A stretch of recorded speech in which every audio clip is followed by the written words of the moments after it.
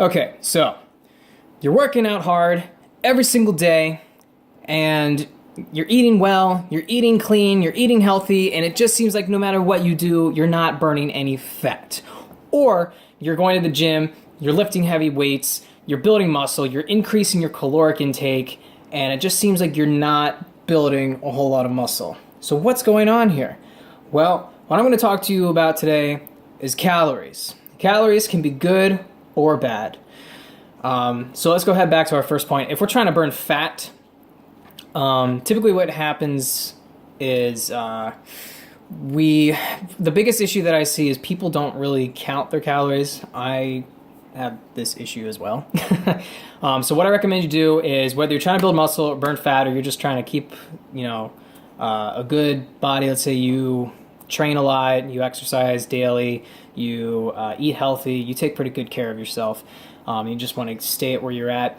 If you have never counted calories before in your life, what I recommend you do is, whether you have an iPhone or an Android, go to your app store and download MyFitnessPal. I don't endorse MyFitnessPal at all, but it's actually a pretty cool app.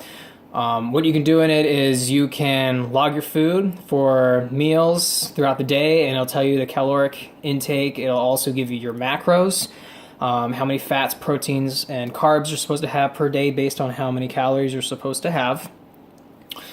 And there's another really cool feature with it is, if you're buying foods at the grocery store and there's a barcode on it, most likely it's within the MyFitnessPal app database. So instead of plugging in everything manually, all you have to do is scan the barcode with your phone, and it'll automatically upload all of the macros in the food as well as all the calories, assuming that you are staying within the serving. And of course, you can change the serving sizes. That is the number one thing that I recommend you do. So if you're going to the gym and you're training hard, or if you're training at home and you're training daily and you're eating healthy, chances are you could be eating more calories than you should be based on your body type and how many calories you're supposed to be consuming per day, assuming you're trying to burn fat. Now, on the other hand, if you're trying to put on muscle and you're going to the gym and you're lifting heavy weights and you're increasing the intensity of your workouts and you're increasing your calories, there's a few variables here, but chances are you might not be eating enough calories. So definitely what I do recommend is you try this app out. When I first started counting calories, it was years ago, and I did it manually. I wrote everything down on a piece of paper. It sucked. So MyFitnessPal is really a step up in that direction. But that's really what I recommend you do. Depending on your body type, it really depends on how many calories you're going to have to take in per day, whether you're trying to burn fat or build muscle.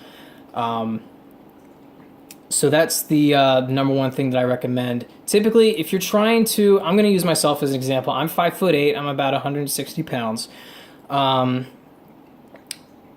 I'm trying to maintenance my body type, typically how many calories I will consume, it's probably somewhere between 2,300, 2,400 typically. I do some pretty vigorous training routines, so I end up expending a lot of calories, and sometimes even train twice a day. So it's very important that I get my caloric intake where it needs to be.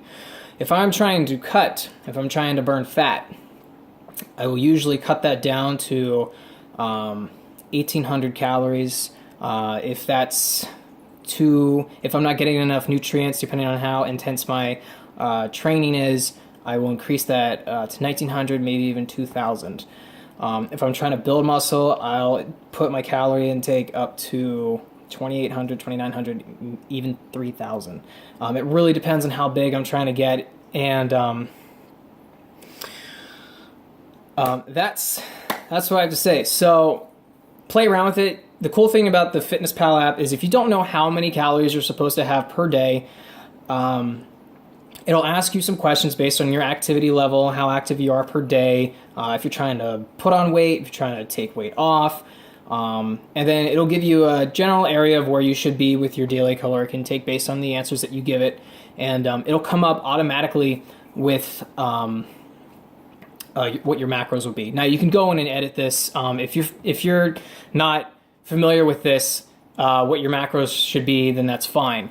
I have a link on my blog that talks about this, talks about your macros, how you can utilize them to really burn fat and put on muscle. It's an extensive basic nutrition guideline to help you hit your goals. I'll put a link to that in the description here. And I cover it extensively within my upcoming ebook called Exercise Mastery. So if you're looking for a program that can go ahead and talk to you about what it is that you're trying to do, whether you're trying to put on muscle, you're trying to build strength, if you're trying to burn fat, if you're trying to just learn about fitness in and of itself, if you're trying to break out of a pattern where you put on a New Year's resolution to go to the gym.